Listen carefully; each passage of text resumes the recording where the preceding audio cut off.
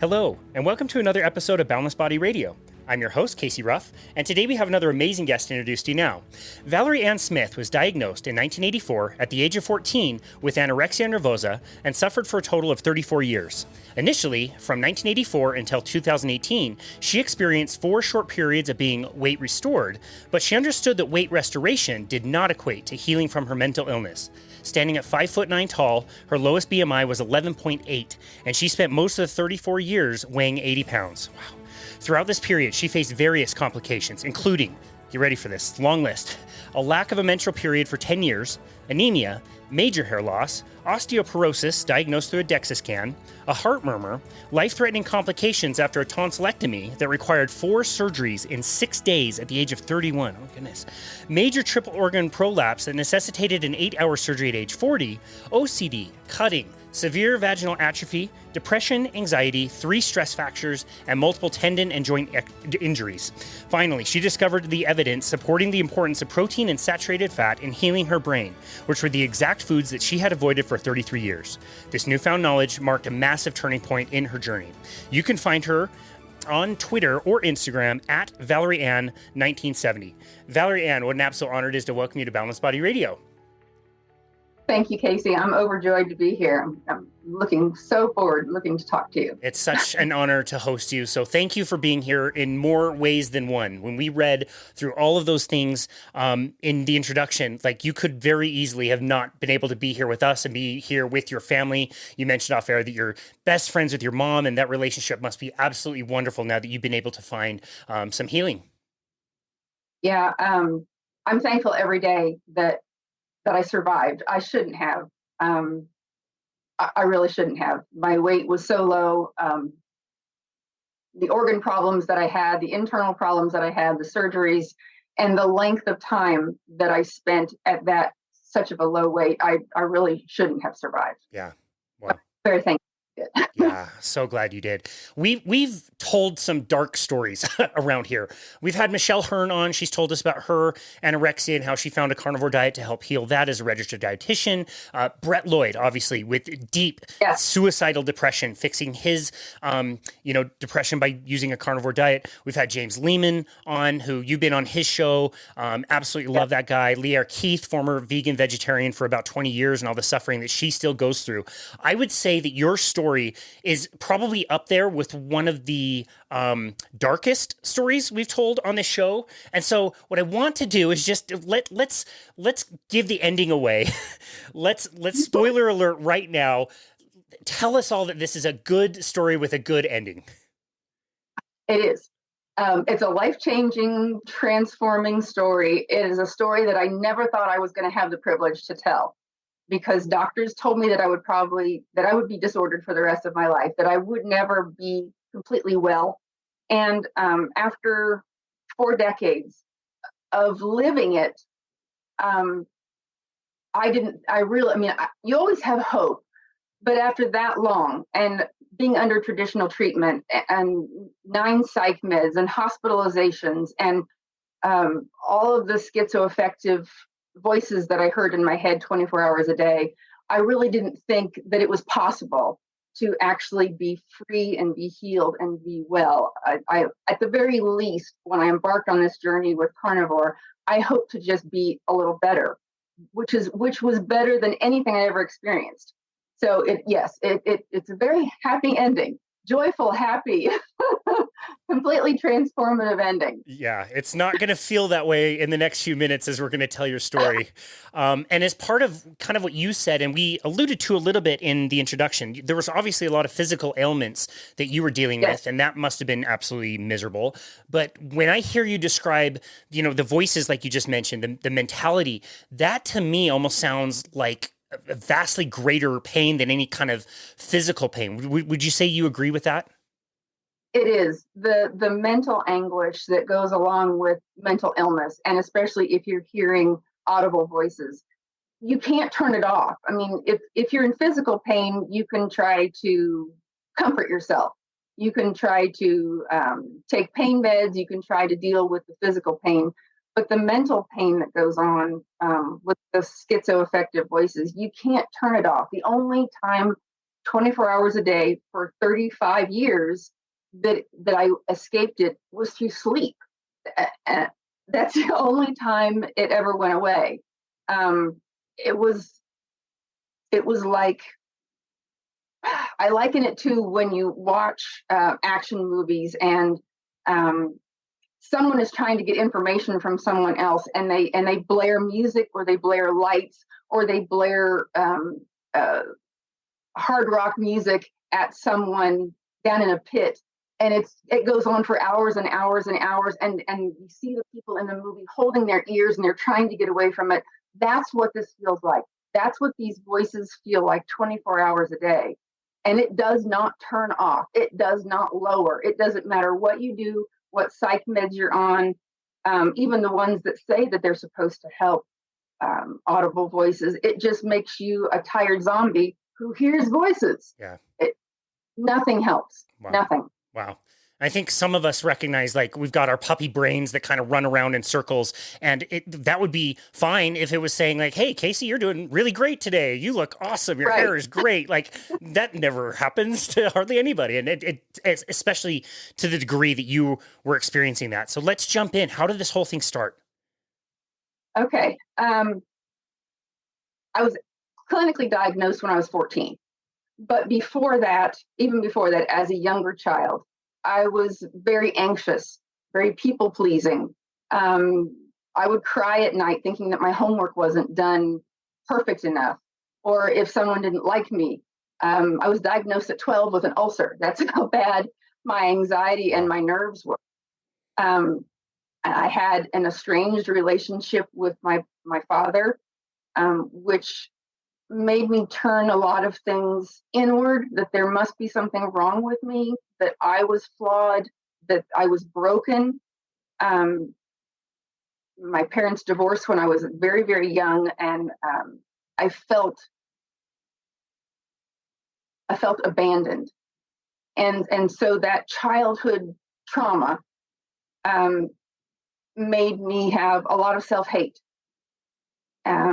Constantly believing that there was something wrong with me. And so what started out kind of innocent, but kind of not, around age 12 or 13, I began to think that if I lost a little weight, maybe my dad would pay attention to me, maybe boys would pay attention to me, maybe I would get the attention that I felt like I needed, felt like that I wanted. But it quickly turned very, very deadly. It took a hold of me, and within 6 months of time, and I turned into someone that I didn't recognize anymore, emotionally or physically. I was always honest. I was always pleasing people, but throughout this disorder, where I started dieting and started skipping meals, I started lying. I started stealing laxatives. I started being manipulative in order to be isolated and to not eat. So it changed me very quickly. By the time I was 16, my weight had gone down enough for family to notice. I was never what you would consider overweight. Like you said in the intro, I'm 5'9". And I think at 14, 15, I started out as somewhere around 135, 140 pounds. It's a start of adolescence, puberty. Things are shifting. You know, the hips are getting bigger. The female womanness is coming out, and sometimes you don't like how that's proportioned at the beginning as a teen, and you feel awkward. So I thought my answer was maybe to lose some weight, even though I wasn't overweight. So by the time I was around 15 or 16, and I had gotten down to about 110 pounds, and I was starting to have problems in the family because they knew by that time that I was skipping meals. It was no longer easy to fool them. It was easy at the beginning. I'd skip breakfast and say, "Oh, I can't. I'm running late to school," and innocent kind of things like that you could play off and not be suspected that you're skipping home meals every day, all day long. And I began getting addicted to exercise. I get home from school. I had a single mother who was working full time to try to support us. And so in between 3 o'clock and 5 o'clock, I was running myself ragged, up and down the stairs, cardio, running, just trying to run off anything that I possibly could, even though I hadn't eaten anything. Wow.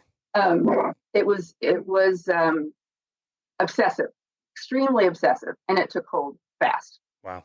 So by the time I was 16, my family placed me inpatient. By that time, I was around 105 pounds. And it was very clear to see by anybody that something was wrong. The voices had started at this point, and they were screaming at me that I didn't deserve to live, I didn't deserve to eat, that the goal here is to die, that you deserve to die, you don't deserve to have a place here on this earth. Just constant screaming of those messages and those tapes, just dark, evil, awful, 24 hours a day. I felt like I was going insane. I really did, because I didn't understand what was happening.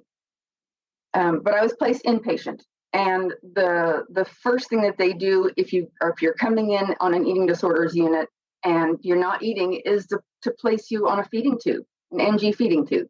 And so that's what was done. And I look back on it now, anorexia treatment in traditional treatment centers has not changed at all since the 38, 39 years since I was inpatient.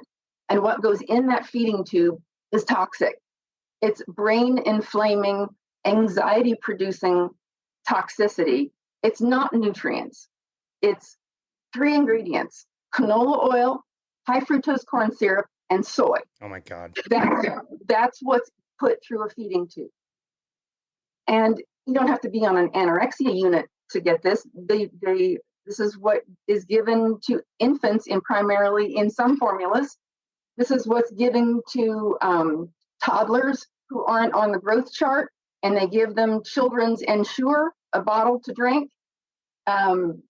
Anybody who goes through surgery or throat issues that needs supplemental nutrition, that's what's put through. In our geriatric wards, in our nursing homes, if our elderly people aren't eating whole foods, they put them on a feeding tube, and that's what's in it. So you start out in an eating disorders unit completely behind the ballpark. They're following the food pyramid guidelines, and they're being paid by food companies, big food, big pharma, and this is where they get their money from. And they think that they call this NG total nutrition. There's no nutrition in that. It just makes you worse. It's crazy to think you've got a mental disorder going on. They're trying to put weight on you, and that's a priority, but they're not trying to fix the mental disorder. It's like a disaster fire. You're just throwing extra cans of gasoline on with all these pro-inflammatory ingredients. It's madness. And you said none of that has really changed. If I were to go into an anorexia clinic today, that would still be the case. Correct.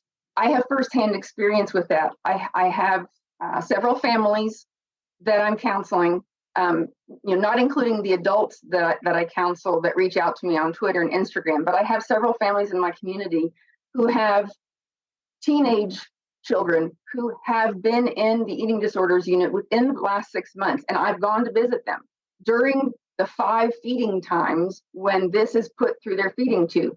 I saw it. This is what is still being pushed through the feeding tube. And it's not about nutrition. It's not about, nothing has changed in the protocol of how this is approached in the hospital. The nutritionists, the dietitians, the nurses, the doctors, psychiatrists all believe that the mental illness goes away when we weight restore you. If we get enough weight on you, this will go away and you will be well.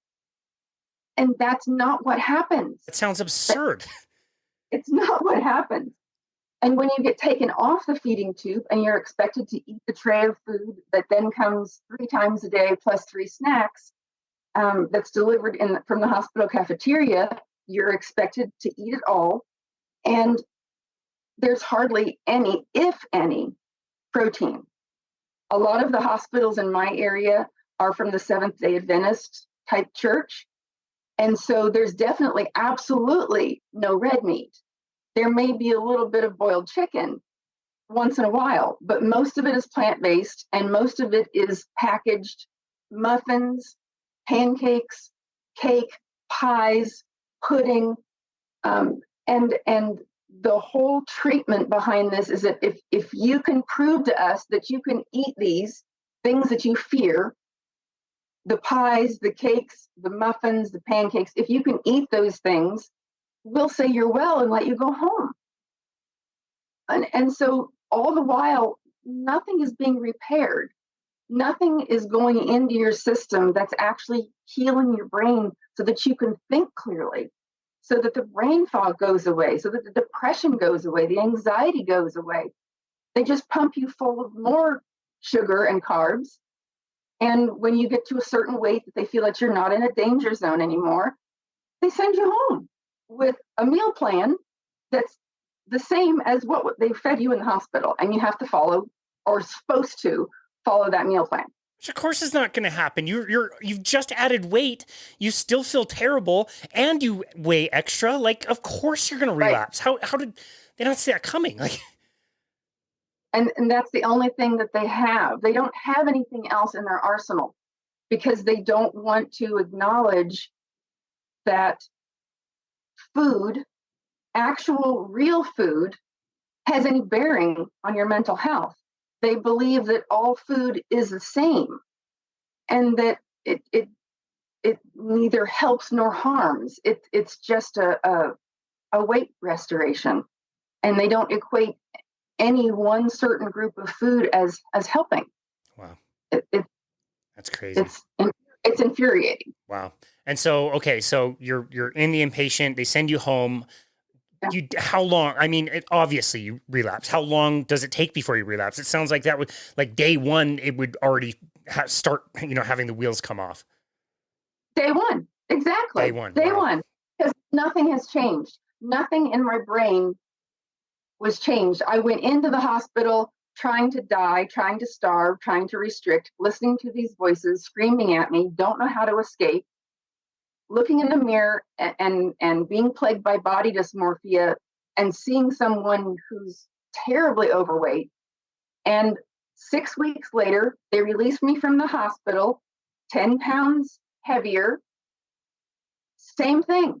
Body dysmorphia is there. Voices are screaming at me. Can't wait to restrict and try to figure out how to skip meals and fool my family. And it just starts all over again. The only thing it did was keep me alive. It didn't do any, there was no improvement whatsoever. None. Wow. Yeah, that's None. Stunning. How were you able eventually to start a relationship? That must have been incredibly challenging. It was. And at that point, when I was inpatient, I was 16. I did not meet my future husband until I was 22. So in between there, between 14 and 22, the relationships that I did have in school were either very unhealthy and very toxic, or I avoided it altogether. I just didn't want anybody around me. I didn't talk to anybody. I didn't want anybody around me. I just wanted to be left alone to starve. Yeah, that's terribly sad. Wow. Okay. So did we miss anything physically that happened in the time and between, turning 16, inpatient, and meeting your husband eventually? Were there other things kind of jumping off the cliff at that point, or was that later on? Most of it happened later on after I'd had decades of starvation. The one thing that did happen there between 14, 16, and 22 is I lost my menstrual period, of course, because I was teetering right around 100 pounds. And so that was the first thing. And towards the end of that period, I was told by doctors that I don't expect to be able to have children, that, you cut this off when puberty started, and there's no way for us to know if you ever get your menstrual period back, if you will ovulate, if you will be able to, get pregnant, carry a child to term. They told me that it probably would never happen. thankfully, um, I was able to. How? But How were you able to? well, when I met my husband, he he was the first man in my life that I felt unconditionally loved by. And that love that he showed me um, helped me to try, in with the limited knowledge that I had, that helped me to try to eat more and put weight on so that eventually, so that we could try to have children. So when I turned 24 and we got married, um, I was slowly putting weight on, but of course, I still didn't know the importance of protein and fat. I was putting weight on by eating bread and toast and spaghetti and pancakes and a lot of pasta. Um, it was all through carbs, so I still wasn't any better mentally at all. But I put enough weight on for my period to come back, and then we began to try to see if I could conceive. And two miracles of being able to have both of my daughters almost 7 years apart. But I was able to have a normal pregnancy, normal in terms of she was healthy and not underweight, but not normal in the sense of what I experienced physically and emotionally. I spent a lot of the pregnancy very, very ill physically. And these are the times when I can explain to people that completely factual, that weight restoration doesn't heal anything. It doesn't heal that mental illness, because both pregnancies that I experienced, I was not only of normal weight, but I was gaining a lot. I wasn't restricting myself in order to keep my weight low. I did that. My priority was my unborn child. I mean, I already had a history of self-harm. I already had a history of loathing myself, but it was easy to love the child that was within me growing. Yeah. So I put all of my effort into that. And I weighed quite a bit when both of my daughters were born. I was up to around 170, 180 pounds. Oh, wow. So I had gained 40 to 50 pounds with both of them. So they were very healthy, of healthy weight. Both of them were almost 9 pounds. And but the mental illness got worse during this time because I wasn't actively in starvation. I was hoping that the doctors were right, that the more weight I put on and the more that I was not starving, that this would go away, that the mental illness and the anorexia would actually eventually go away with enough time. And it just got worse. When I wouldn't listen to the voices to starve, two things started that that was never on my radar, that I never thought that I would be plagued with. And that's when I started cutting, and that's when I started hair pulling. The hair pulling has a long scientific name. It's called trichotillomania. And I was pulling hair out of my scalp, my eyelashes, my eyebrows, and the cutting I was doing on my arms and my legs. And it was a very embarrassing, dark, shameful time at the time. I'm not embarrassed about it or ashamed about it now, but it was then. And so in order to kind of pass out in public, I was using a lot of products to try to cover up what I was doing at home to cope with not self-starving. So I was using women's foundation liquid makeup on my legs and letting it dry, and on my arms to try to cover up the wounds. And I was doing, makeup on my eyebrows to make it look like I had eyebrows. It took me hours to strategically put my hair up in certain ways to cover whole bald spots that were probably 2 or 3 inches in diameter. And fake eyelashes. And I would go to bed every night self-loathing about that you have control over your hands. You can get up in the morning and choose to not do this. You have control over whether you cut yourself or whether you pull your hair out. This is crazy. You don't have to do this. But I was compelled to. I could not stop. I literally could not stop. I would get up in the morning and say, okay, it's a new day. I'm not going to do this. And I would find myself by bedtime that night. It would just all over again. This is the part of the conversation I was absolutely not looking forward to. This sounds terrible. And I was going to ask, like, when you're, I don't know what you're cutting yourself with. Maybe you could describe a little bit of that if it's not too painful to revisit, but like, are you thinking and planning, I'm going to do this in a half hour, I'm going to cut my arm right here? Or is it almost like, sounds like a twitch or something where it just like, you get the urge and it just happens before you can do anything about it? Is that closer to what it feels like? Sometimes it was both. Sometimes the stress would build over the course of a day so much. The drive to starve was so strong that I actually would plan the cutting late at night whenever, when my husband was in bed and I was in the bathroom by myself.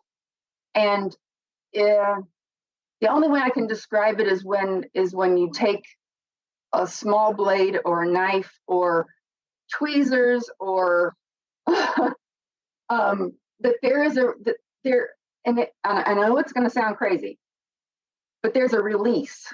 There is a calming release that happens when you cut and you see a trickle of blood come out of that.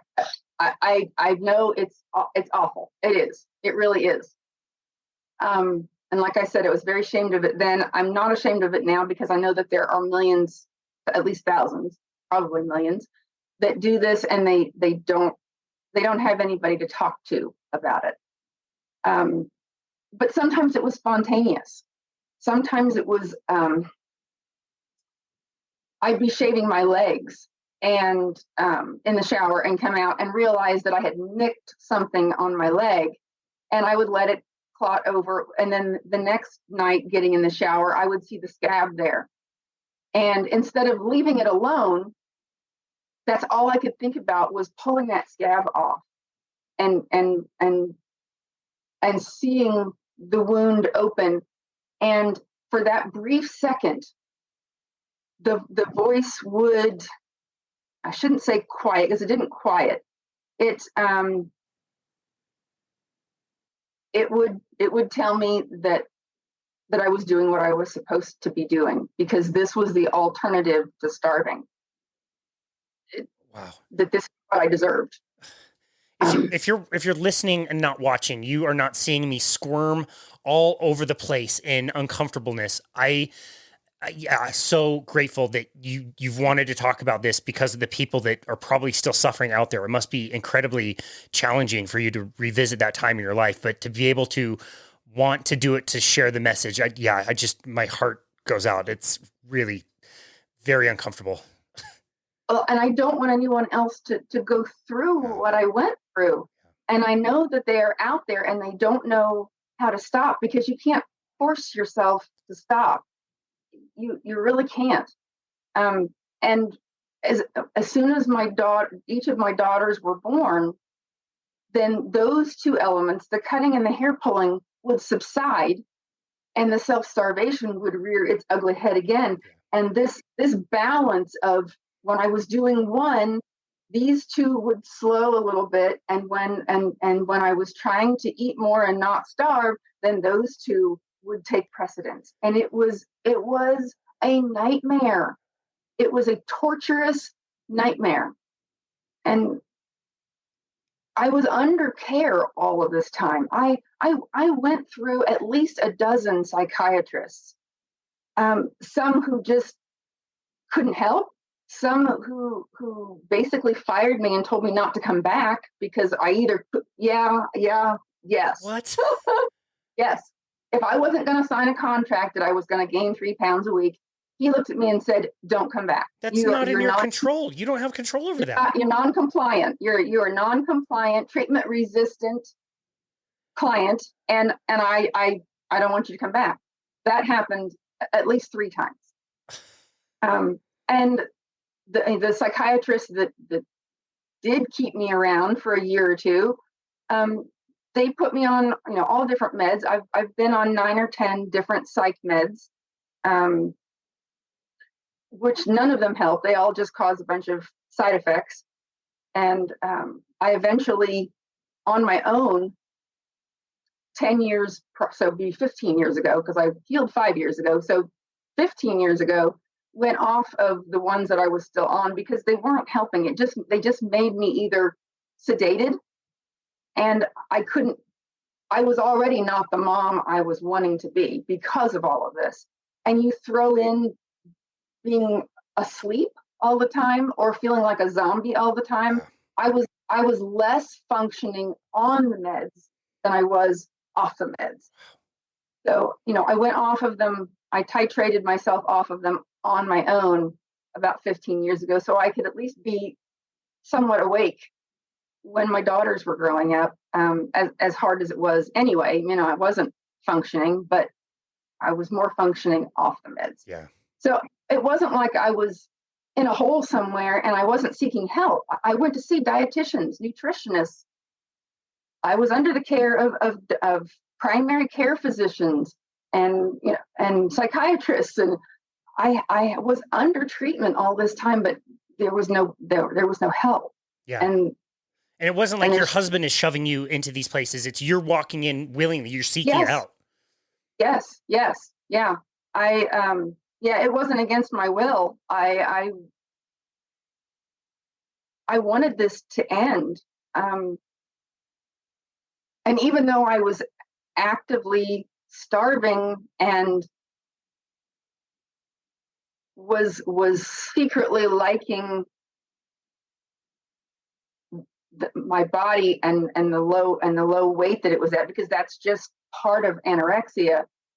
I wanted to be well. I wanted help. I wasn't kicking and screaming, refusing to get better. I just couldn't get better. I just couldn't. No matter what weight I was, no matter what my motivation was, no matter what kind of physical complication I had after that, as I was getting older and I had things go wrong and I had surgeries and I had all kinds of injuries and illnesses, someone who is of sound mind would take all of those things as a wake-up call and say, it's time to change some things so that I don't have that road to go down anymore.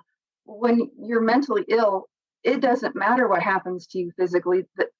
The driver is still there. Yeah. You can't stop. Yeah. And having the message instilled inside of you that you had to be a certain weight for everything to correct would keep you chasing your tail, trying to get all these different weights like you're talking about to see, like, well, is this weight when I'm supposed to feel better? Is this the weight that the voices stop? Like you'd be running after the wrong thing. Exactly. I can remember going into the hospital in labor with both of my daughters at 180 pounds. And all I could think about was after they're born and I nurse them for a time, I can't wait to stop eating again. So the weight doesn't have anything to do. Of course, the weight is important. I shouldn't be here at, down to 79 pounds and the BMI that it was. Weight is important, but in mental illness, it's secondary. Yeah. In order for it to be permanent, because I gained and relapsed 4 times in the course of 35 years. So that's not the answer. Wow. Well, okay. So we've talked about some of the physical things that were going on. We mentioned a lot of them in the introduction. You just mentioned some. What were some of the most debilitating as far as the physical degeneration that you were experiencing? Okay. The osteoporosis and the joint injuries, the bone pain, that was difficult. I had more fractures than what I listed on there. I think I said 3, but I actually had 5 fractures in 5 years. I was constantly in pain. I was always on crutches, always had braces on, wrists, ankles, knees, and I couldn't get out from under the injuries. And at the time, I knew it was from malnutrition, but of course I couldn't do anything about it. And I was also over exercising. So that was painful. That was debilitating. And because of my malnutrition, because of my emaciation, what would normally take 4 or 6 weeks for a stress fracture to heal took me 12. So I was on the couch a lot. I was bedridden a lot. I was always on crutches. Those injuries were difficult, and as difficult and long term as that was, what went wrong in 2009, 2010 was actually even worse. So in 2010, I was 40. And so that at that point, this had been going on for 25 years. And I began to have terrible internal problems. I wasn't going to the bathroom right. And I began to have pain and a fullness feeling in my lower abdomen, and I knew something was wrong. And I tried to ignore it for as long as I could. And then when my colon prolapsed outside my body, then there was no denying that I needed to go get help. So I had to go see 3 different specialists to diagnose all of the organs that had prolapsed. And the reason that this happened was I spent so many years being so skeletal. I not only had no fat or muscle visible on the outside, I had lost all musculature internally. I could not hold organs in place. So my uterus, my bladder, and my colon all prolapsed at the same time. Oh my God. And so there was time there where they had to get several surgeons on the schedule together. They couldn't just rush me in for emergency surgery. So I spent about 6 or 8 weeks at home dealing with this while they were trying to coordinate surgeons together, because it needed to be all at the same time in the same operating room on a 9-hour surgery, where one doctor would come in and do what they were going to do while I was opened up, and the next doctor would come in. So I needed a colon specialist. I needed a urinary tract specialist, and I needed a gynecological specialist, all surgeons who could go in through the same incisions that were made and either remove, repair, tack in place, everything that they needed to do to try to fix me. And on top of that, I'm allergic to all opiates. And so there was no pain relief. There was nothing that they could give me for pain. And part of what goes into anesthesia to put you to sleep for the operation is usually partially sedative and partially pain relief of opiates. They combine those. And since they couldn't put the opiate in there with it, I woke up in the middle of surgery. And oh,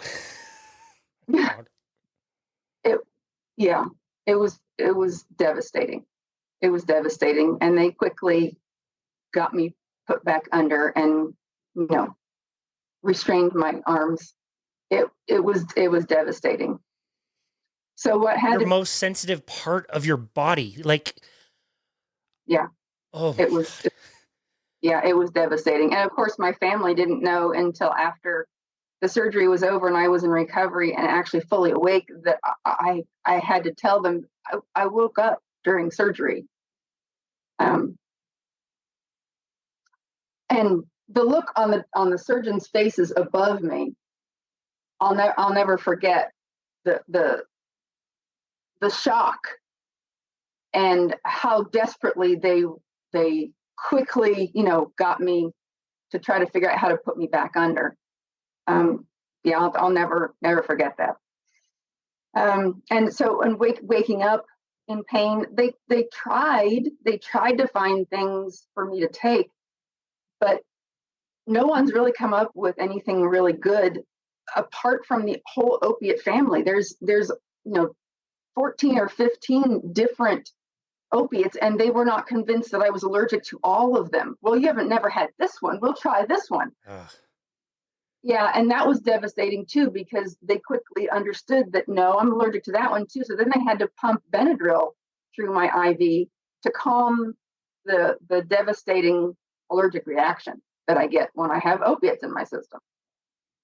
So what had to happen was they had to remove 18 inches of my colon and reattach it and suture it to my tailbone internally because there was nothing to suture it to.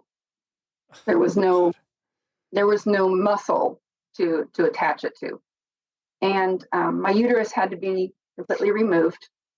I made sure that I kept my ovaries so that I would still have a source of natural hormones in my system. And they did the best that they could with my bladder by trying to tack it back in place. They had to use a lot of mesh internally to try to tack it back in place because again there was nowhere to put it. There was nothing to attach it to because I didn't have any muscle inside. Valerie Ann, like you couldn't make this into a movie if you wanted to. Nobody would believe it. Like, I know. this is crazy. I know. Yeah, I know. Yeah. Wow. It was very devastating, and it took a long time to recover from that. Yeah. It physically. Wow. Uh, Wow. It was hard. Are we getting close to the good news? Yes. Please. Yes. That's next. Oh my goodness. So I recovered from that surgery and went, a few more years. I had some more complications in there because my hormones were so low. They diagnosed me. The gynecologist diagnosed me as having vaginal atrophy, a condition called vulvodynia. I had extreme female pain, and they told me that there was no cause, that this would be this way for the rest of my life, and they could try to help the symptoms of the pain and the burning that I experienced all the time with estrogen cream. And I tried to do the best I could by making sure it was natural, bioidentical, compounded pharmacy, but it didn't heal anything. I know now, part of my, happiness part that we're going to get to, I know now how it can be, but I think of the millions of women out there that have those diagnoses and they live the rest of their lives on estrogen cream and never really heal anything. It might take some of the symptoms away, but I'm here to tell it now that what those women need, I guarantee you, if they're on it and they have those two conditions that I had, I guarantee it, they're following a low-fat, no-protein diet. Yep. And if they turn that around, if they flood their system with protein and saturated fat, it will heal. I was on this estrogen cream for 6 years with no, and if I didn't use it every day, I was in pain again. Wow. And I have not used it in 5 years. it's completely gone. It's completely healed. Wow. So the healing part of this is around 2016, I was back down to 79 pounds again. And I had basically lost most hope. In order to go to the bathroom, I was taking doses and doses of Miralax every day. My doctors told me it was safe. I didn't like how I felt on it. I had a lot of bloating, but it was the only way I could go to the bathroom. I hated being on it. I know now that I was poisoning myself because it's stupid ethylene. It's a petroleum byproduct. And I've got, when you go keto, you go carnivore, that part of your journey where you're starting, you question everything you put in your mouth. You start to question everything you're ingesting, everything that's in your environment. You're looking for, oh, that's toxic. Why was I taking that? Oh, that's toxic. Why was I taking that? I was doing the same thing, with the Miralax. I discovered the same thing about the gas pills I was taking. In order to mitigate the severe IBS that I had and the vegetables that I was eating, because that's all I was eating was vegetables, I was taking 4 gas pills every single day in my vitamin containers. I mean, it wasn't even just take it when you need it. I was taking them 4 times a day, and doctors said, oh, it's safe. It's just simethicone. Well, I didn't bother to look up, well, what's simethicone? Well, I have done that now. I did that 5 years ago and discovered that it's siloxane, polydimethyl siloxane. It's the same ingredient in silly putty and breast implants. Oh my goodness. Now, would you swallow silly putty and breast implants?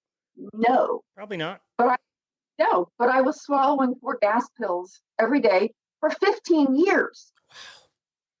Wow. So, like I said, our journeys into this nutrition, we start questioning everything, that we take. So in 2016, 17, I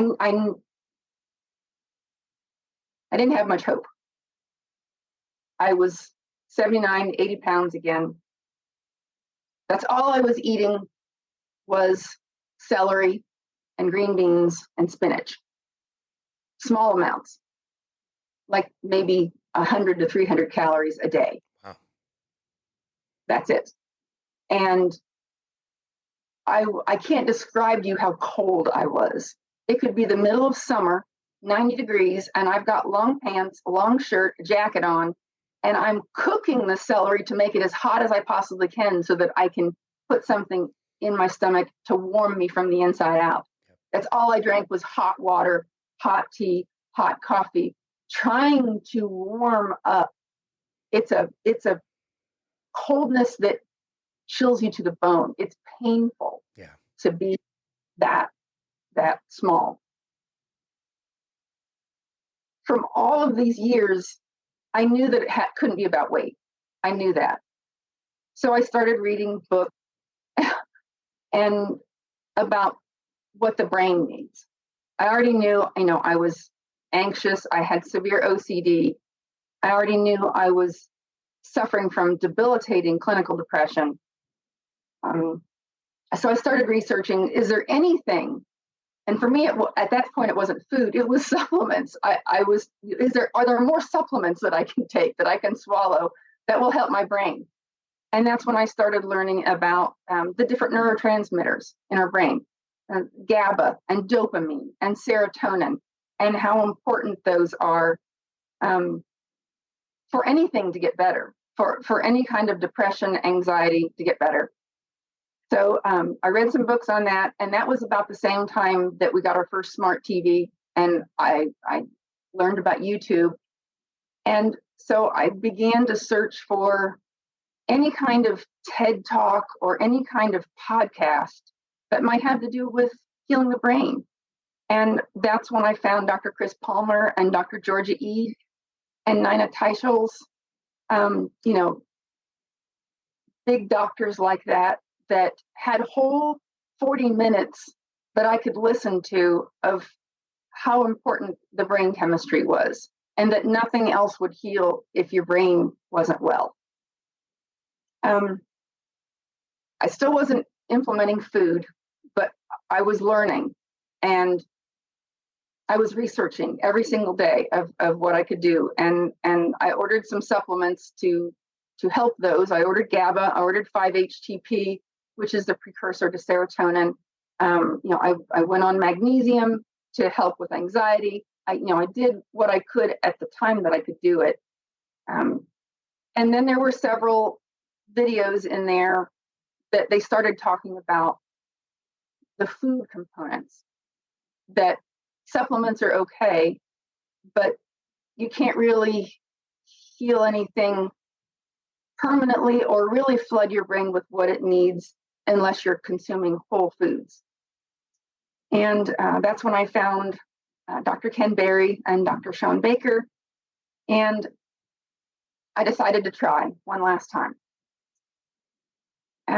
And because of the starvation, and this is why I disclaimer the people that I counsel and the people that I help, that so many people can switch from one diet to another, and they can see improvement in their mental health fairly quickly.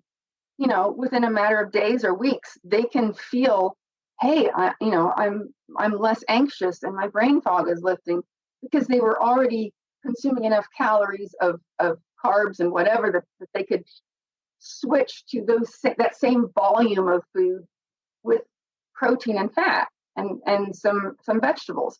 Well, I couldn't do that. I hadn't eaten any meat and definitely no fat for 35 years. Yeah. So I started where I had to. I literally could not do more than what I did. So I promised myself that I would give this the best try that I could. And I started with fat-free chicken. I don't hardly ever eat chicken anymore, but that was where I had to start. And the amount was 1 ounce, 2 tablespoons. And that first week that I did that, 1 ounce every day, I sat at the kitchen table and I just wept. The voices screamed at me to stop, that I was going to get fat, that you can't eat this, that you're worthless, that you're nothing, that you just need to go kill yourself. This is never going to go away. You're never going to get better. But I kept on. And I promised myself that when I got used to that ounce, that I would double it. So every week and a half, I tried to put myself on a schedule that as soon as I got used to that, then I ate 2 ounces of chicken, and then 3, and then 4. And when I got to about 8 ounces of chicken, that was when I was really watching a lot of Ken Berry's videos about what king of nutrition is in beef. And so I attempted to switch from the chicken to 96% fat-free ground beef. And I was able to do it. It seems crazy now of what I had to do, but that was all I could do. So I switched over to the 8 ounces of ground beef. And I did that for 6 months. I was eating a half a pound of ground beef every day for 6 months. And at the 6-month mark, things were changing. I could tell. I was now not only looking forward to eating that and that it tasted good, but about 20 minutes into eating that, there was an actual calm that would come over me that I'd never experienced before. And some of the OCD was lessening. Some of the anxiety was lessening. Part of my OCD was counting things, checking things, body checking, cracking my knuckles a certain amount of times. I had to do that. That subsided on its own without me forcing myself to try to walk away from it. And that's what was so different. Before, when I knew these habits were bad, I would try to force myself to stop, and I couldn't. This was different. I didn't need to do it anymore. And so that was encouraging. So at that 6-month mark, I stopped the chicken and the ground beef, and I bought chuck roasts and put it in the crock pot because I had done more reading about how much more these whole cuts of meat with the collagen and the connective tissue. And so I switched that out, and I was able to do that. And at the 9-month mark, 9 months in, I had gotten up to about 3/4 of a pound of red meat a day. And the screaming voices that were so loud and so incessant, they were still there. But the way I describe it is that they were now in another room with the door closed. And I'm like, what is this? That, I've never had a reduction. I've never had a fading or a lessening in 35 years in my entire, most of my life. And so I knew I was on to something. I knew, and even if I never got any better, I at least had that. I at least had some lessening of some of my symptoms. This was the same time at that 9-month mark that I was able to look at myself in the mirror for the first time and see what I actually looked like. The body dysmorphia went away. And I was appalled at what I looked like. And this was also the time frame that I stopped the cutting, stopped the hair pulling. And it wasn't something that I forced myself to do. I was able to look at those habits and say, Valerie, what are you doing? What are you doing? And I was able to just walk away and say, this is not serving me anymore. I don't need this anymore. I don't have to do this anymore. And at that 9-month mark, I walked away from that, and I've never done it again. And I've never felt the need to. Wow. So at that point, I decided, okay, something, this is healing me. And I'm all in. I'm all in. I'm not adding an ounce anymore. I'm going to eat till I'm full. I'm just going to eat till I'm full. I don't care anymore.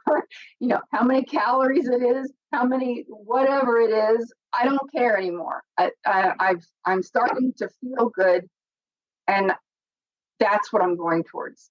I'm chasing my freedom now. So by the time I hit the 1-year mark, from January of 2018 to January 2019, that Christmas, that last Christmas before I hit the 1-year mark, that was the best Christmas I've now since had even better ones. But that Christmas was awesome. I became a person that was joyful and happy and just overflowed with energy right at that 1-year mark. And within a couple of months at that 1-year mark, everything else left.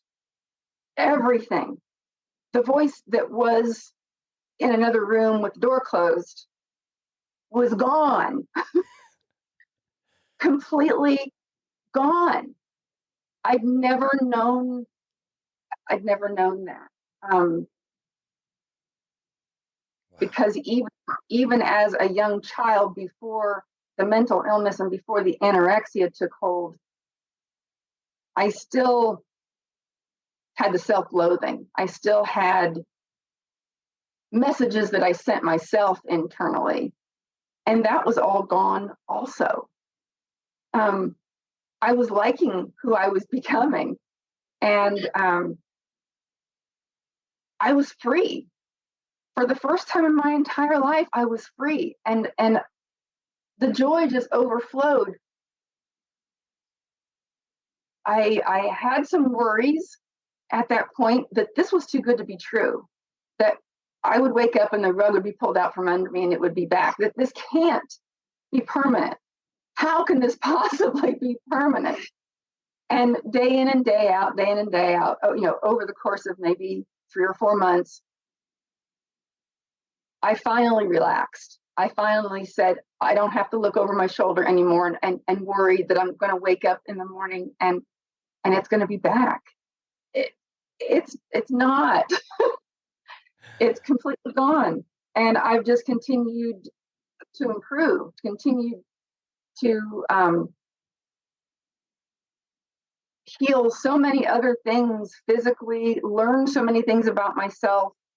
That was when I learned how damaging vegetables were to me. I know there's plenty of people out there that absolutely love vegetables, and I do love them.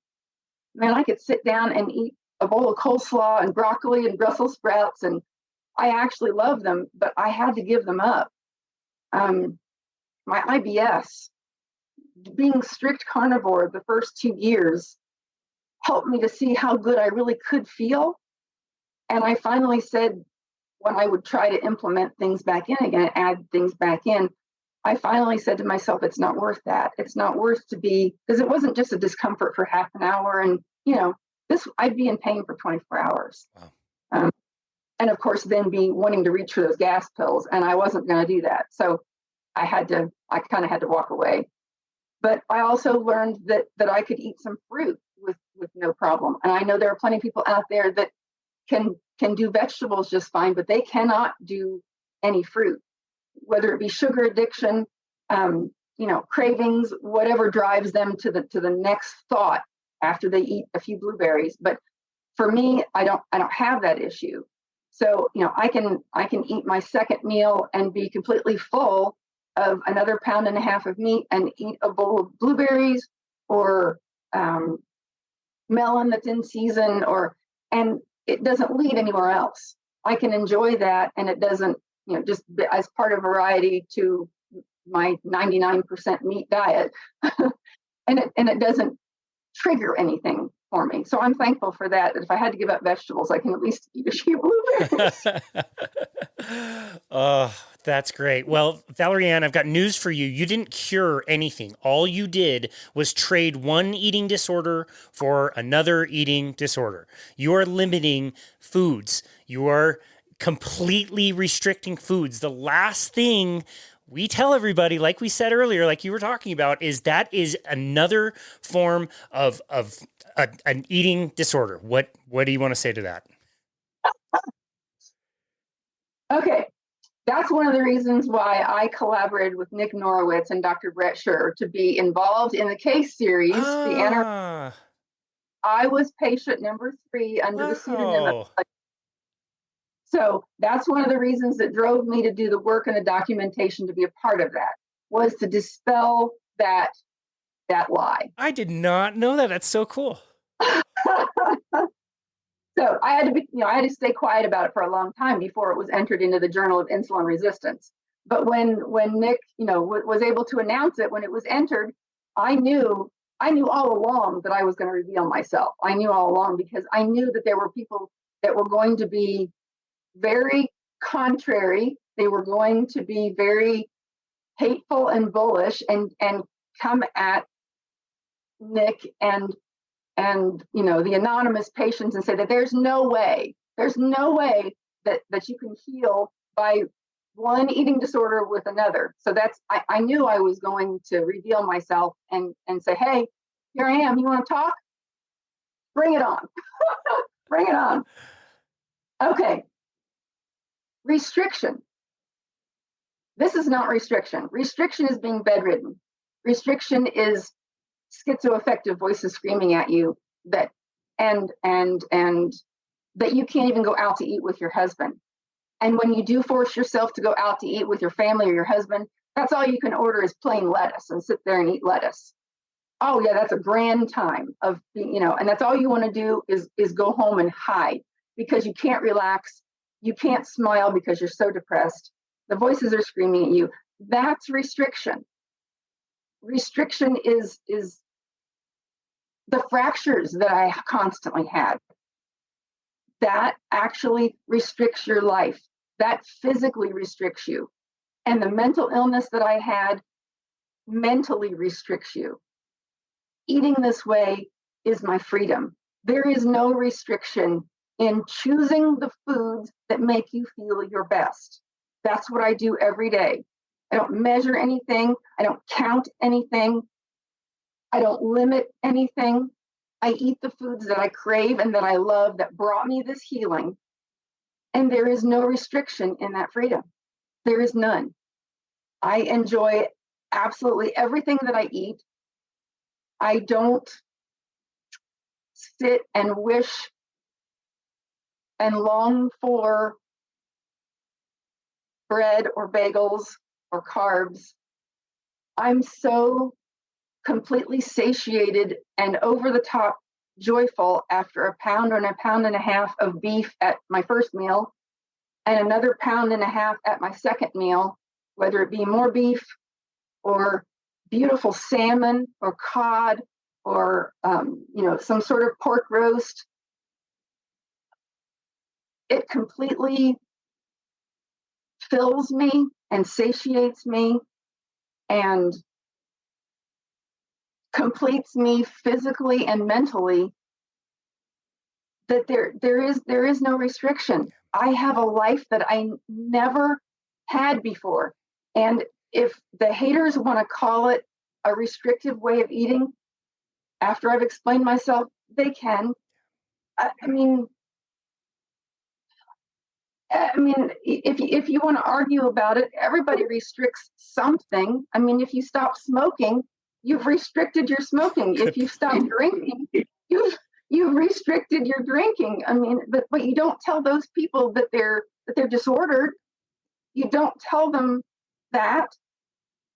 This has given me a life that I have never ever known. This has given me a way to be a mom and a wife and a daughter that is truly complete, that is making new memories with my family, with my husband. For example, going out to eat with my husband, he stopped asking for years. We've been together for 32 years.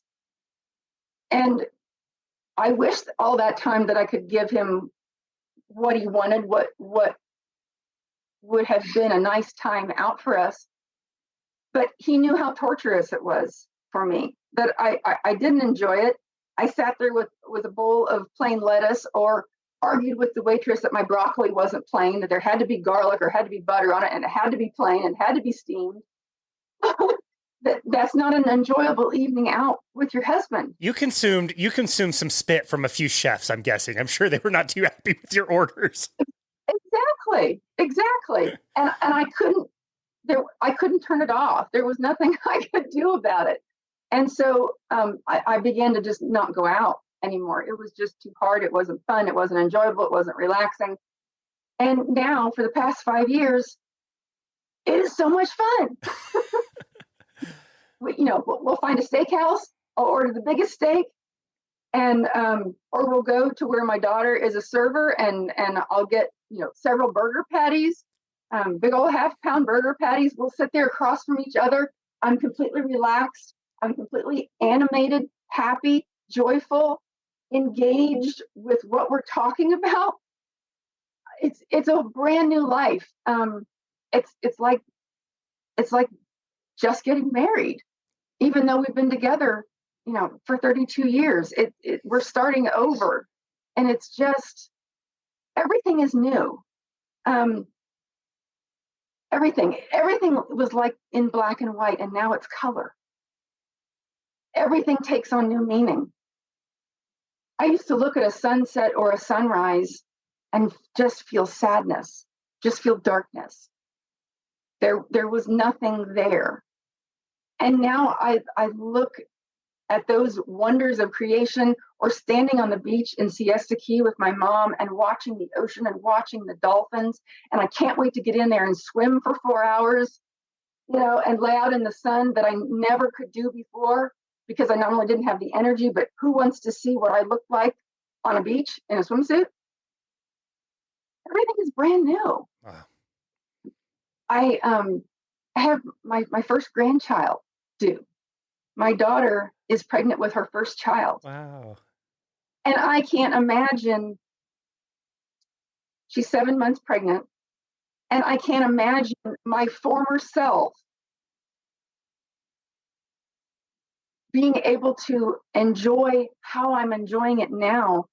I wouldn't have been able to be the mom to her and the friend to her that we are with each other now, and actually enjoy each other and be excited over what's happening in her life. It just wouldn't be there. And the other alternative is that I didn't make it. That's right. That I passed away. Anorexia has the highest mortality rate of all psychiatric illnesses. Yep. 20%, 1 in 5 die. And they die from one of 3 reasons. It's either starvation, organ failure, or suicide. That's right. And I'm so thankful and so grateful to not only still be here, but to be on the other side and be completely, utterly, 100% well and healed. I don't want anyone else to go through what I went through. And that's when I knew that I needed to get involved. I'd never been on social media before, but I knew that the current treatment that's out there does not help. And the only way that we can help each other is to tell our story, and to keep telling it, and to keep telling truth, and to get into heated debate with those that say that this can't happen. Because along the way, even bad press is still press. Right. Even when someone argues with you, it still highlights the message that I'm trying to send out. And someone else may see that exchange on Twitter or on Instagram and be curious. So even when someone comes at me and argues with me, someone else might be out there reading it. Someone else might be out there watching it. And I always say, reach out to me. I'll give you my phone number. We'll talk on the phone. I have about a dozen right now that I'm talking to through text, through phone calls, and they're all different, reasons. It could be mental health. It could be anorexia. It could be just straight carnivore, helping them on their journey to get started and help them with their macros and helping them, especially if they're women and they're under eating. So many women under eat and they're not getting enough protein. And I'm a big advocate of you need to eat all the protein that you need to in more pounds than what you weigh in order to have enough extra to build muscle and to actually repair what's going on in your body and especially your brain. There has to be extra. You can't just eat the bare minimum to just survive. This life is not about surviving. This life is about thriving and being in optimal health and being able to live a joyful life. So I don't want anybody to go through what I went through. And if I can help even one person, I'm all in, just. That's amazing. Wow, that's amazing. Speaking of Dr. Norwitz, one of the episodes I've done with him, we did with Dr. Chris Palmer, and we also brought Brett Lloyd on the show. Again, you're very familiar with. And, yes, and I watched that. Yeah, he's fantastic. And yes. Dr. Chris Palmer, he made some fair points. He got some pushback from Nick and I, but he was saying a ketogenic diet is very, very hard. It's difficult for people to do. Some people don't have the education. Some people can't afford it. And again, Nick and I were agreeing with him, but also saying, you know what? It's really not all that hard. And they asked Brett the same thing, if it was hard for him. And he answered almost exactly the same way. It is not restrictive to not feel depression and suicidality every single day. It is worth eating burger patties and bacon, which are absolutely delicious, and experiencing joy and appreciating the time with his wife and the time on the beach, like you mentioned. It's such a game changer. It's such an important message. The story, I'm so glad, ended on a good note and a very, very, very good note. Again, to have the courage to go through some of that stuff with us today, hats off to you. What a wonderful and very nearly tragic story, and that you're out there sharing your message now is absolutely wonderful. I hope this episode gets out to tons of people. Where do you want people to go to find you and connect with you and your work? So if they need some help, they can find some answers. Okay. I'm on Twitter and Instagram, and they're both the same handle, both Valerie Ann 1970. And Valerie Ann is spelled VALERIEANNE the E on the end, and the year 1970, which is the year I was born. So both of those platforms, you can direct message me, you can comment. If you don't want to direct message me and you just want to comment and reach out to me, I'll direct message you. And I like to talk to people in real time. There's some basic questions that you can answer through a direct message, but if you're talking about mental health, you're talking about macros, you're talking about protein, and you want to be able to have a back and forth conversation about, okay, tell me what you're eating right now. Give me a couple of days typical of what you're eating so that I can start to gauge and start to get a picture of what we need to change in order for you to feel better. So I give out my phone number, and we'll all set up a time to talk on the phone. We'll text back and forth and say, what's good for you? And I'll say what's good for me. And we'll carve out a time as quick as I can to talk for an hour or two on the phone. And let's just talk about it all. And I'll sit with a notebook and I'll write it down and I'll get back with it. And it's not a one and done. I don't talk to you for once and then you're on your own. I'm in it for the long haul. I'm not going anywhere. I have people that contacted me back in March when I first stepped out on Twitter and said this can be healed. I'm still talking to those people today. I'm still checking on them if I haven't heard from them in a couple of months. Or they just randomly text me or call me or message me on Instagram and Twitter and say, I'm just checking in. This is what I'm doing and this is how I'm doing, or I'm having this problem. What do you recommend? And I'm not going anywhere. I'm staying put. That is absolutely amazing. I can tell just how absolutely passionate you are. When we offer our 30-minute consultations online, I always prefer to talk to somebody as well. And very often it drifts from 30 minutes to an hour. And I always tell people look, this is our coaching call or whatever, but message me, let me know how things are going. And to have that support from somebody who's been on the other side must be so wonderful for people. You are an absolute saint, Valerie Ann Smith. Thank you so very much again for all the suffering you went through, to be able to come out of it on the other side and be willing to learn how to use Instagram, if nothing else. Oh my goodness. At 53. It's so inspiring and amazing. And yeah, I've kind of been on the edge of tears this entire chat. So thank you so very much for everything you've done. And thank you for taking the time to be on our show today. We really appreciate you. Thank you. I'm so honored to be here. I'm just over the moon because I've watched almost every single podcast that you've put out. And my dream when you contacted me, I walked around the house holding my phone saying, Dwight, my husband, guess who just messaged me? Oh, jeez. Now I'm blushing. I was over the moon. Oh, well, thank you for the kind words, and it really was such an honor to host you. Thank you so much. I appreciate it. And this has been another episode of Boundless Body Radio.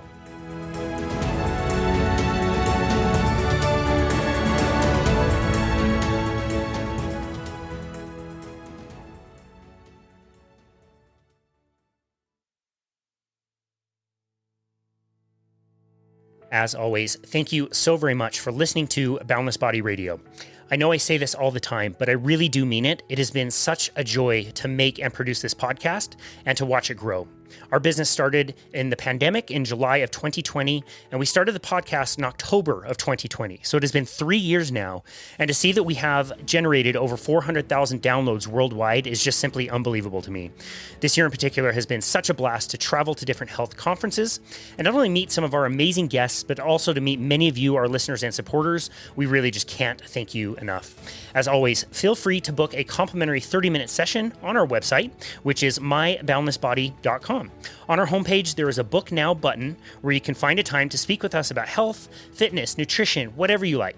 We've loved chatting with people all over the world and many of you out there to bounce ideas off each other or to try to come up with plans to achieve specific goals, or even if it's just to reach out to introduce yourselves, we would just love to meet you and connect with you there. Also, be sure to check out our YouTube channel if you'd like to watch these full interviews, and also the shorter interviews on more specific topics that are taken from these full interviews. We've gotten really good feedback over there. It's also a really fun way to interact with people who comment. We read and reply to every single YouTube comment we get. So head on over there if you want to start a conversation and watch these videos. As always, if you haven't already, please leave us a 5-star rating and review on Apple. It really is the best way to make sure this podcast gets out there to more listeners.